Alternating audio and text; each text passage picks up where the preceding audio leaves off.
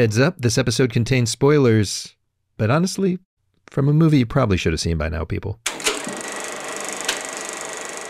Picture a little bushy-haired third grader, big thick plastic glasses, wearing a baseball shirt. He's cowering in a movie theater seat, eyes glued to the screen, mouth half open. That's me, at a matinee screening, July 1977. Getting my mind blown. A few months before, I'd seen this new movie called Star Wars, and it made me and a few million other kids space movie obsessed. So now, July 77, the folks at MGM Studios are wisely capitalizing on this new audience by re-releasing another space movie, the one that's scrambling my young brains, Stanley Kubrick's 2001, A Space Odyssey. Honestly, I came in not expecting much. The film's old and rated G. I figured it would be like Star Wars with worse special effects and no shootouts. Instead, the first quarter hour doesn't even happen in space. It's about creepy, primitive ape men, scrounging for food, howling at each other,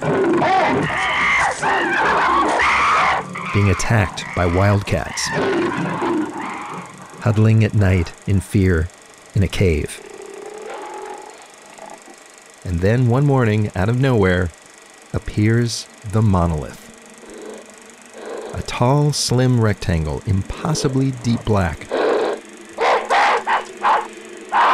The ape men swarm around it, their freaked out cries slowly drowned out by a choir of moaning, almost satanic voices, getting louder and louder. And I'm thinking, my God, how much louder is this going to get? And how much more can I take? It's an emotional reaction, like the dread you feel from the hum of buzzing bees.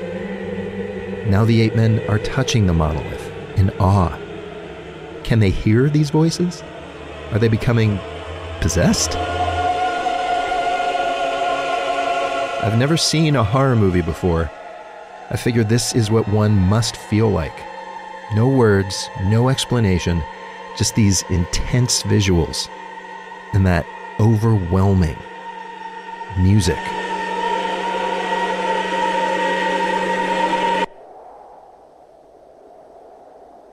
This, I realize, is not Star Wars.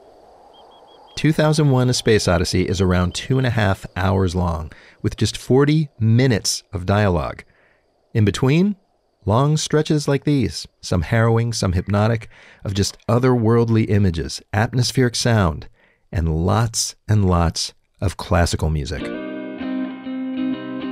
That buzzing choral piece called Requiem by Georgi Ligeti, a 19th century waltz, a Soviet adagio. And when the film came out in 1968, the whole world was a lot like me in 77. A kid pinned to his seat, not quite sure what the hell was going on, but sensing everything he thought he knew about movies and movie music was wrong.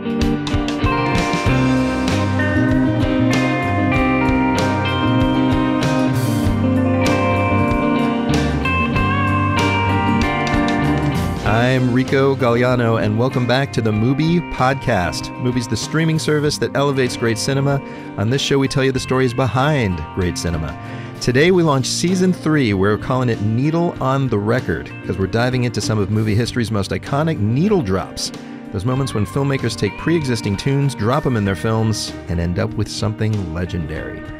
And you can't get more legendary than the soundtrack to 2001. Today, 55 years since it came out, it's still the ultimate classical music mixtape. The pieces Kubrick picked for it are still synonymous with space travel.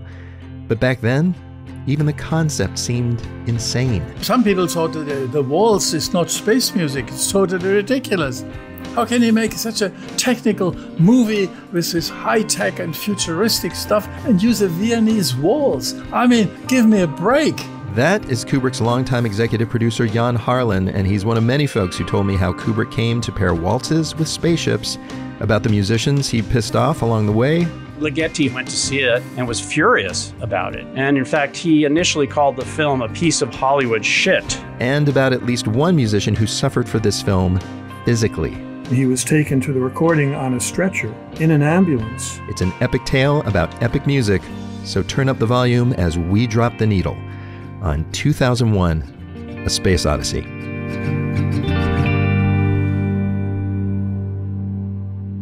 To understand just how radical this movie's music was for the time, let's start by meeting a composer whose work did not end up in 2001, though he tried valiantly to get it in there.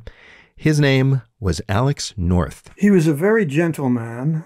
He was totally in love with his music and committed to music. That's Stephen North, the late Alex's son. He's also a movie and TV producer. His friends were musicians. Very often, I remember trying to sleep, and he would be doing four hands with Andre Previn and John Williams and Jerry Goldsmith on the two grand pianos. How'd Alex end up jamming on his living room pianos with the greatest movie composers alive? Because he was one too, ever since 1950, when? He was brought to Los Angeles by Elia Kazan to score A Streetcar Named Desire.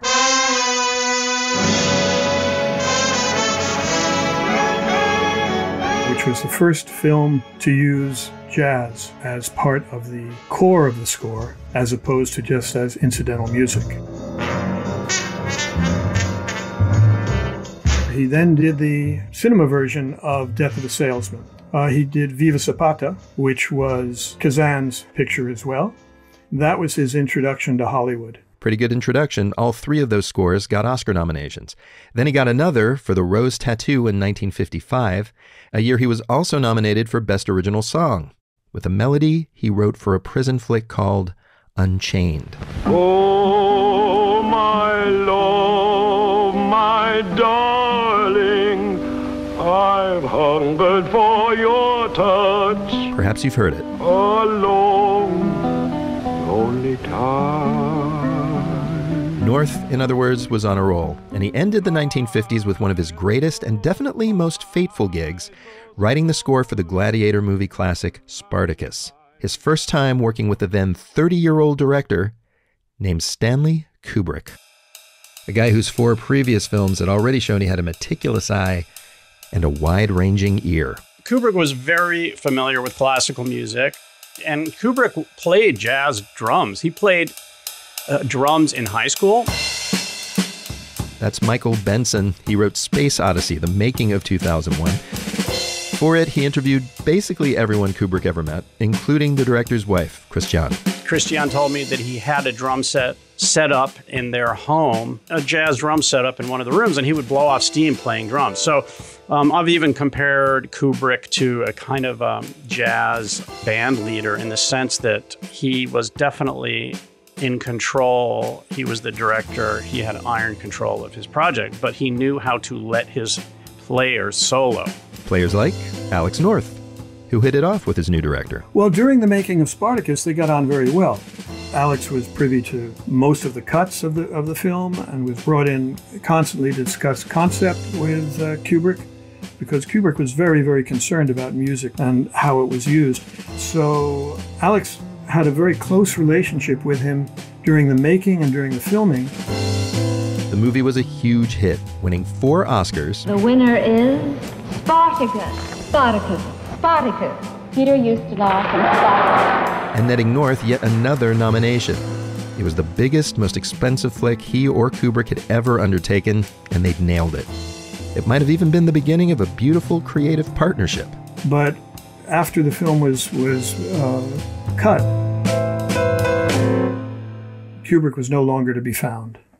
Yeah, Stephen says he just winked out of Alex's life, incommunicado, which he says was not uncommon. Kubrick is a strange bird. He apparently was best friends with Malcolm McDowell on Clockwork Orange, and they worked very, very closely together and spent a lot of private time together. But when the film ended, Kubrick never spoke to McDowell again. Which made this next part extra surprising. Cut to Alex North 7 years later, December 1967. He was called out of the blue.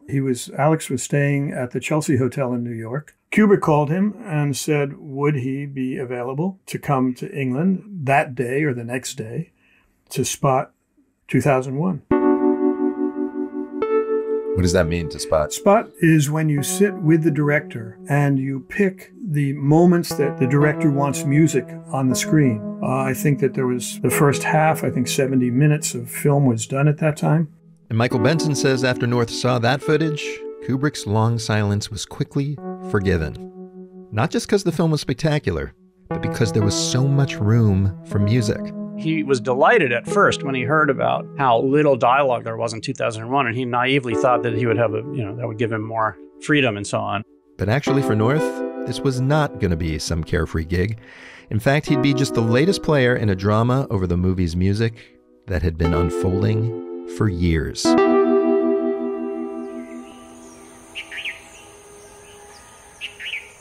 Flashback to the beginning of that saga, Sri Lanka, 1964. That's where the late great sci-fi author Arthur C. Clarke lived. And that spring, he got a letter from Kubrick, who introduced himself and asked if maybe they could collaborate on the story for a new kind of sci-fi flick. He wanted to make the proverbial good science fiction movie, implying that there hadn't been any good ones before then. That's Clarke, interviewed in Paul Joyce's documentary 2001, The Making of a Myth. I didn't agree with him. There had been some good ones. Fantastic Voyage was one. And I was rather fond of Things to Come, a version of H.G. Wells's book. And I got Stanley to see it, and he thought it was absolutely terrible. And of course, it was very naive. Kubrick told Clarke he wanted to make a sci-fi that was intellectually deeper than those flicks, more inventive, with a vaster scope and a way bigger budget. And since he just scored a huge hit with the black comedy Dr. Strangelove, he could get whatever he wanted. What Kubrick managed to do with all that credibility he had after doing Strangelove and with the full support of MGM was make an avant-garde experimental art movie on an epic, big-budget Hollywood pile of money. And not just cash, MGM also granted Kubrick endless production time to innovate just about every aspect of the movie. 2001 was a research and development. It was a think tank from beginning to end. It invented dozens and dozens and dozens of new ways of producing film in visual effects, in makeup. The sound design was incredibly experimental as well. There was just one thing the studio had expectations around, one thing they wanted that went without saying. It was just assumed there would be a score, of course. The film would have an original score. That was a requirement by MGM. It didn't even have to be stated. That was just the way things were. In big budget Hollywood productions, part of the whole PR strategy was to hire a big name composer and have an original score. So, after wrapping the live-action photography for 2001, Kubrick dutifully hunted for someone to write a score as groundbreaking as the rest of his film. It turned out to be an odyssey unto itself. It's really a very convoluted tale. First, Kubrick approached Frank Cordell, who had done Khartoum, which was a United Artists Cinerama film. But Kubrick obviously didn't know what he wanted apart from having a fascination with Mahler's Third Symphony. And David DeWild, who's the first assistant film editor in 2001, told me that Cordell couldn't get a meeting with Kubrick and got increasingly tense and then finally had a nervous breakdown. So, one down. Next up, the great German classical composer Carl Orff, who was then 71 and simply declined. He said, I'm too old to handle the pressures of such a major production. He might have also heard about Kubrick's reputation. So then Kubrick approached Bernard Herrmann, who did scores for Psycho and Vertigo and also Citizen Kane. And Herrmann detested Kubrick ever since Kubrick wanted him to do the score for Dr. Strangelove. Yeah, back then Kubrick bruised Herrmann's ego when he dared to tell him his score would be sharing the Strangelove soundtrack with a couple of lowly pop tunes. And so Herrmann's response was, he said, well, I'm really busy, but I'll do 2001 for double my normal fee, which was a complete provocation, and he knew that Kubrick would never agree to that. Okay, so that's already 3 composers, one of whom actually tried to do something. By now it was 2 years into production. Some of 2001's long, wordless special effects sequences were starting to come together without any music. And right around then is when necessity led Kubrick to invention. The MGM brass showed up to see a show reel in late January 1966. So the initial impetus was, oh my God, the people funding this movie are showing up. We got to show them something. And we can't do it in silence. He wanted to have some music to play. And, he sent Tony Frewin, one of his assistants, off to buy something like $5,000 in today's dollars of records at a downtown record store in London called Discurio. And there were so many LPs in that car on the way back to the studio that Fruin was worried the police would pull him over because the car was sagging. Fruin's Hall included recordings of Mendelssohn, of course Mahler, all the great composers. They picked the stuff they thought would work best for the MGM screening, and it went well. So well, the crew started spinning all that vinyl during their own screenings. They had a hell of a lot of viewing of Rushes in their screening rooms for 2.5 years of continuous production. And so it was far more interesting to watch that material with music playing. Until one morning. All of that resulted in a fortuitous moment when the space station footage, they had probably 10 shots of the camera moving towards this space station, turning. And the Blue Danube Waltz happened to be queued up. You know the shot. Everybody does. A space station like two giant wheels connected with an axle rotating above the Earth as a sleek Pan Am space shuttle slowly moves towards it, also rotating as it lines up to dock. Two pieces of technology spinning together in circles, like waltzing dancers.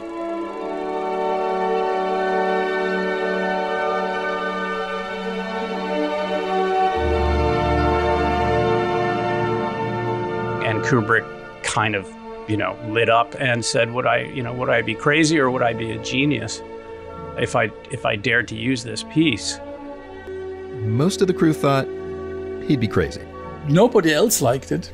Jan Harlan executive produced Kubrick's last 5 films. But in 1966, he was a computer data processor who also happened to be Kubrick's brother-in-law. I visited him on the set of 2001 quite often. And then one day he brought into the cutting room Johann Strauss, the Blue Danube Waltz. And again, and he heard it. And Ray Lovejoy had told me the story. He was the editor. Ray Lovejoy became worried. What's this? The waltz is not space music. It's totally ridiculous. How can he make such a technical movie with this high-tech and futuristic stuff and use a Viennese waltz? I mean, give me a break. Kubrick's response? Anyway, let's try it. 2 weeks went by and he edited this music to the film and was happy with it. It seems like his first inkling that maybe he didn't need to find a composer to write him a perfect score. Maybe the most heavenly, groundbreaking music for his movie was already out there on vinyl.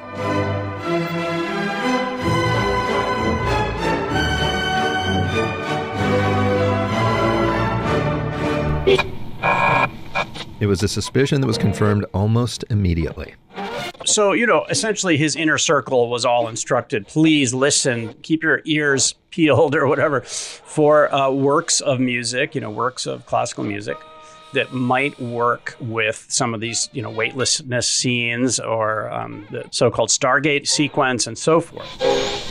This is the BBC Thought Program. And so one day in 1967, Christian Kubrick and the wife of one of the visual effects leads, Charlene Pedersen, were working together. They were listening to the BBC, and actually Christiane was not in the room because she was arranging for lunch to be delivered. And Ligeti's Requiem came on the radio, and Charlene immediately recognized it as a very powerful and unusual piece, and she ran to get Christiane, and they listened to it together. And she heard Ligeti. She didn't know anything about him, but she heard this music, and she ran over to the cutting room and said, Stanley, listen to the radio. I think this is what you want. She was right, because what he wanted and what he'd been missing was something that conveyed exactly what I felt watching the movie, cowering in my theater seat in 1977. This music that simultaneously conveyed horror and beauty and awe. I think that Ligeti's work changed the course of 2001 and Kubrick's thinking about the soundtrack. It just clicked into place such that Kubrick really couldn't justify using anything else, I think. With Strauss's Blue Danube and Ligoti's Requiem both clicking, it was decided 2001 soundtrack would be nothing but classical needle drops. There's just one little problem. When the MGM brass came to visit, that was always assumed to be so-called temp tracks. And then Kubrick tried to get MGM to agree to simply use the temp tracks. And they said, no, we're not going to, you've got to have an original score. So then Kubrick was persuaded in November 1967 to approach Alex North. And Alex North was the second composer to have a breakdown. Yeah, remember Alex North? His crash and 2001's liftoff. Coming up in just a minute. Stay with us.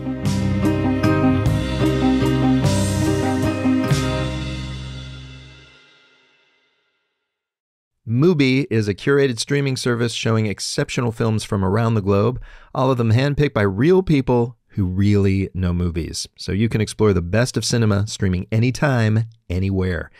And if you love going deep into movies like we're doing here today, there is more where that came from, written by some of the world's best filmmakers, artists, and critics in Mubi's print-only magazine, Notebook. It is just a gorgeous thing to hold in your hands, and every copy comes with an exclusive surprise gift just for magazine subscribers.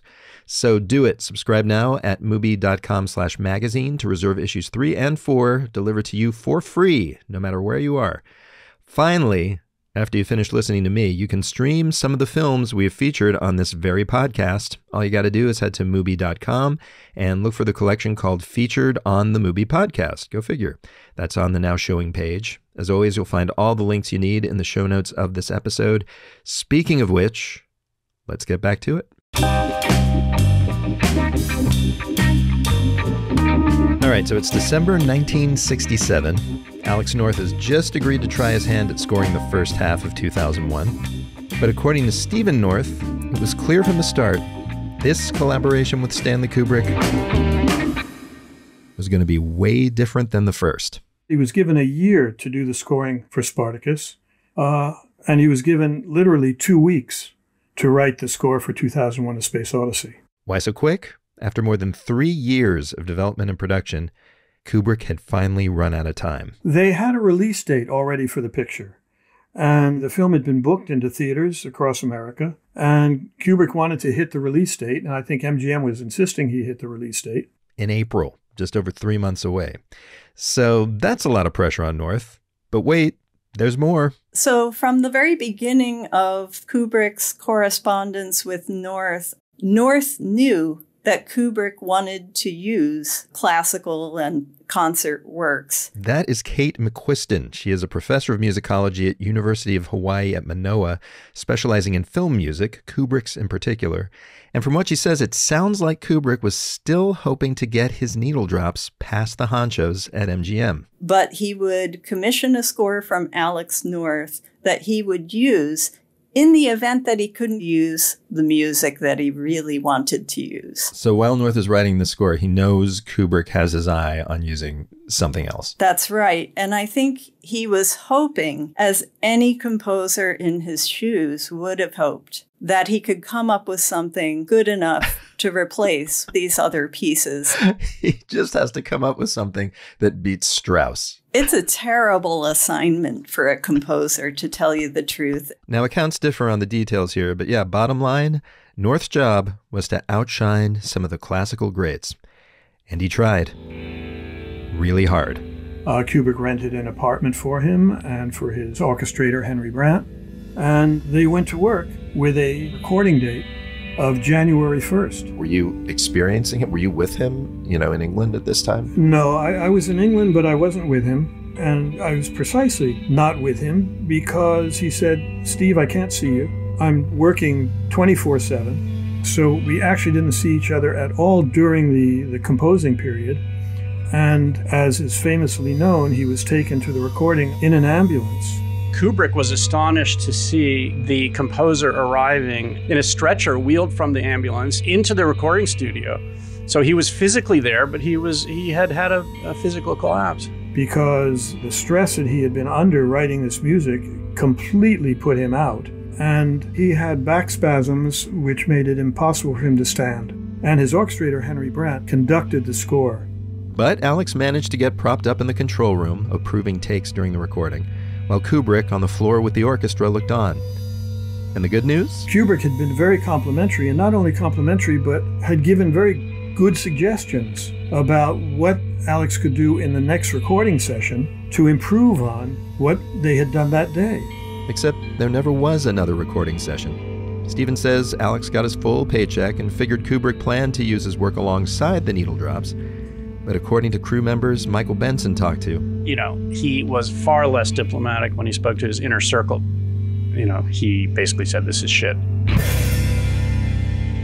Which was not fair, not at all fair to North, because he was just too in love with his temp tracks. Now, I should say, some insist Kubrick actually gave North's score a fighting chance. Once it grew on him, he edited even. He edited this scene of the Pan Am space model, flying. He edited the whole thing, 2 weeks' work, to Alex North's music. And he liked it, but he didn't love it. He had to love it. I can't stress it enough, how important that is. And that's why it took him so long. Everything. He took a long time to finish a film. He had to be in love with it. And at this point, even North's best work probably couldn't have made Stanley Kubrick fall out of love with his needle drops. Not just because he liked how they sounded, but also what they represented.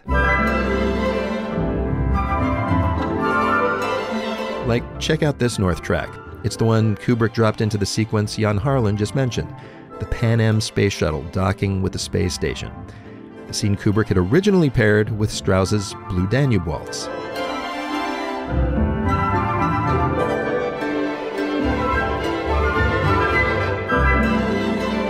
Kinda works, right? It feels like an elegant dance. Go on YouTube and you'll find fan edits of the scene swapping in this music for Strauss's, and it's pretty cool. But you can just tell something doesn't quite fit the same way. And Kate McQuiston thinks she knows what it is. North's style is distinctively American. The voicings of the chords, the use of instruments, particularly the use of high woodwinds like piccolos and flutes in the high register. That was part of the American classical sound and as well the American film scoring traditions up to that time. While on the other hand, the Blue Danube waltzes were, in their time, a symbol of internationalism, a sort of international cosmopolitanism. And so I think Kubrick simply made the choices he made to try to achieve something that transcended, and transcended works in many ways here, transcended any particular national magnetism in the score for something more international. Yeah, Kubrick's movie was about humanity trying to transcend borders, to break free of even the Earth itself, and he picked music to match. Whereas North's work, as much as it danced, felt grounded to a specific place, on terra firma.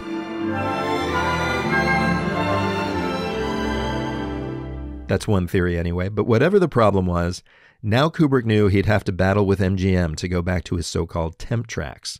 And it sounds like he wasn't sure it's a battle he'd win. In fact, there's a very interesting little flash in the pan moment when Kubrick was exhausted and despondent about the fact that he didn't like what North had produced. At one point, Kubrick said, maybe I should contact the Beatles. Hey, they just dropped Sgt. Pepper's Lonely Hearts Club Band, right? Which was pretty far out. But finally, conspiracy theorists might say, and I think North's wife did say, she thought Kubrick had this all in the plan anyway to delay, and then finally there was no choice but for MGM to agree to the temp tracks. But that story about the Beatles indicates to me that Kubrick really didn't know what to do, and then finally had maneuvered himself into a position where the only thing to do was use these extraordinary pieces of music that we all associate with the film and are so perfect for the film that it's hard to imagine the film without them. At first, though, things didn't seem quite so perfect. On April 4th, 1968, Stanley Kubrick attended the New York premiere of 2001, A Space Odyssey. Christian Kubrick persuaded him to put on a tuxedo. It was one of the very rare sightings of the director in anything other than a rumpled blazer. and he spoke to the press. Well, I became interested in the idea that the universe was full of intelligent civilizations, which is the current scientific belief. And, the screening was for predominantly older, entitled people who could get a ticket to the premiere screening of 2001. And it did not go well, to put it mildly. What was the knock on it? Oh, that it was incoherent, opaque. The leading film critics lined up to knock Kubrick down. In the Times, Renata Adler called it somewhere between hypnotic and immensely boring. In the Village Voice, Andrew Sarris dubbed 2001 a thoroughly uninteresting failure and the most damning demonstration yet of Stanley Kubrick's inability to tell a story coherently and with a consistent point of view. And Kubrick's choice of music wasn't spared either. The critics didn't like it generally, because Johann Strauss, goodness me, has old-fashioned music. I remember Pauline Kael's response about the Blue Danube in this outer space context was that this was somehow a cynical commentary. She referred to Kubrick as having a sour heart. The soundtrack even drew the ire of some of the musicians who were on it. Like, for instance, one György Ligeti, who went to see 2001 after someone told him his music was in it and was dumbfounded when he saw just how much. The multiple tracks, multiple compositions of Ligeti's work that are in the film were licensed under this strange mechanical rights license, which allowed MGM to use those compositions as background music. Except those tunes aren't background music. In some scenes, they're the only sound you hear for minutes at a time.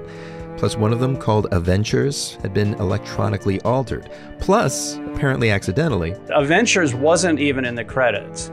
So he was very upset about that. And in fact, he initially called the film a piece of Hollywood shit. And finally, there was Alex North, who saw 2001 and got the opposite sort of surprise. He went to a screening in New York City, to an industry screening, and found out in that industry screening that not one note of his music had been used. I mean, what was your dad's, opinion at that point? What was his feeling? Well, he was devastated. He was shattered. And he was hurt even more by the fact that Kubrick never contacted him, never called him and said, Alex, I'm not using your score. But Alex never actually, till the end of his life, never heard from Kubrick again. All in all, not an auspicious start to 2001's life. But while Steven says Kubrick never repaired his relationship with Alex North, he did make some repairs to his movie. So the screenings for the press, the screenings for the first audience, were all a cut that had about 20 minutes more material than the film we know today. There were redundant scenes. And so there was an all-night session in the basement of the MGM headquarters in New York, and they cut about 19 minutes. So they make these cuts, and then what happens? Well, then a lot of critics either wrote about the film for the first time because they weren't in that New York circle, or some reevaluated and wrote second reviews. And meanwhile, the word of mouth was incredible. It was hard to get tickets, and they added additional screenings from the first weekend. Wow, so despite the fact that the critics panned it. Yes. And it was predominantly under 30s. Now, you probably remember that in the 60s, there was this line, never trust anybody over 30, which would have excluded Arthur Clarke and Kubrick. But the audience that got it most were under 30. People who were like, I don't care what Andrew Sarris says. I don't trust him to begin with. Or they might even say, who is Andrew Sarris? I don't know. And pass me that joint and let's go see that film. Yeah, thanks to young moviegoers, some of them chemically altered, 2001: A Space Odyssey became the biggest box office hit of 1968. And the music hit a nerve too, especially the tone poem Kubrick had placed under the opening titles, composed by Richard Strauss. I think also Sprach Zarathustra was probably not very widely known.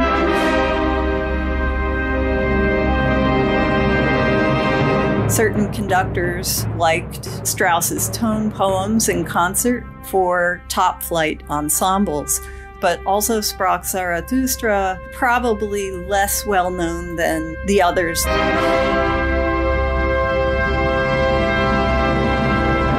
After this movie, that changed.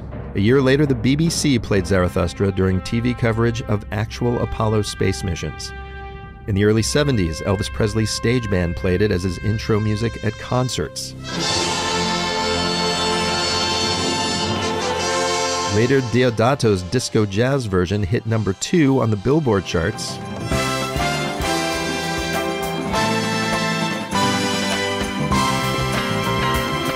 And you can probably name a couple dozen more examples. 20 years ago, for my film on Stanley Kubrick, I needed to have, obviously, the Richard Strauss.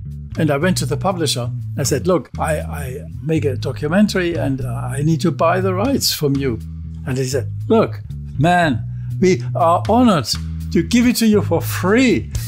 We made so much money because Stanley Kubrick used this. We sold it for commercials endless times, and we made a fortune with it. We are honored to give it to you for free. I can tell you that all of those pieces became incredibly popular. The film was so popular. I mean, Kubrick had never had a highest grossing film of any year before or since. And people wanted that stuff so they could play it at home. And so, yeah, the soundtrack was very successful and has been re-released ever since. And that's how the atonal, mind-piercing music that freaked me out in that theater in 1977 ended up on a certified gold record. All of which marked a turning point in the relationship between movies and classical music. Till then, there was the lofty classical world, and there was Hollywood pop culture. And only rarely did they meet. And we can even look at Alex North's own career as an example.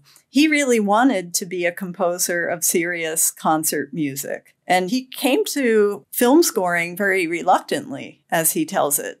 So I do think for those who had classical aspirations, it took a very long time for working in film to cease to be a stigma. 2001 went a long way toward erasing that stigma for good.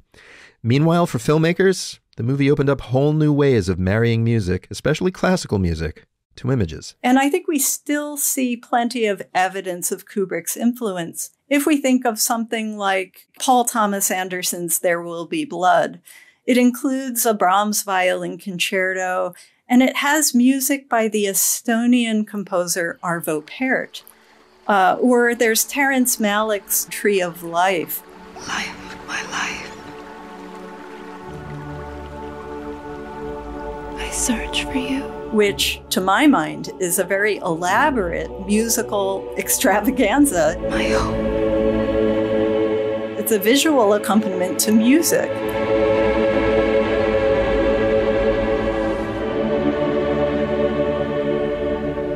My child. By composers including, so many. Mahler, Smetana, Respighi, Taverner, Holst, Goretzky, Berlioz.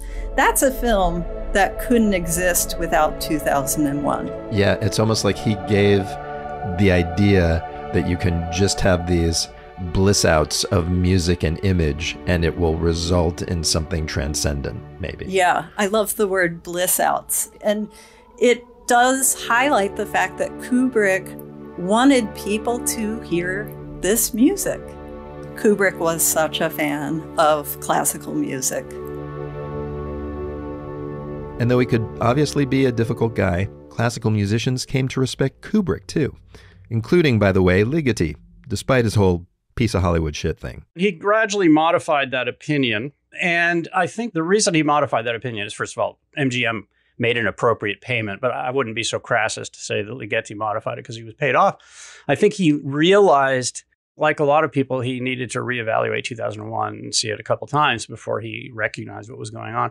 And certainly it's undeniable that Ligeti's career catapulted from obscurity into this kind of front rank of avant-garde composers of the last quarter of the 20th century. His work ended up in 2 more Kubrick films, The Shining and Eyes Wide Shut, fully credited and paid for, I should say.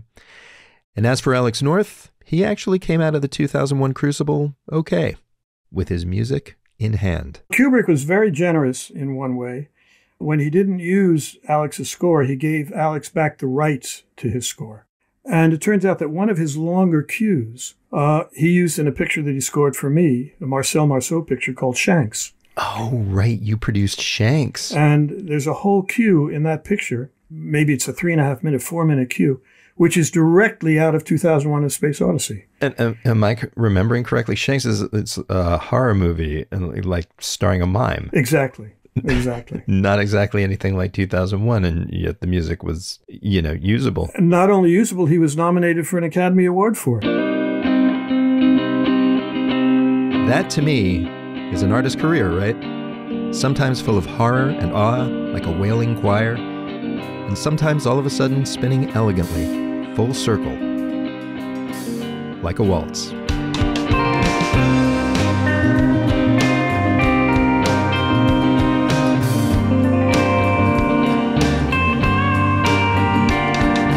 And that's the Movie Podcast for this week. Follow us to make sure you get a front row seat for more deep dives into music and movies.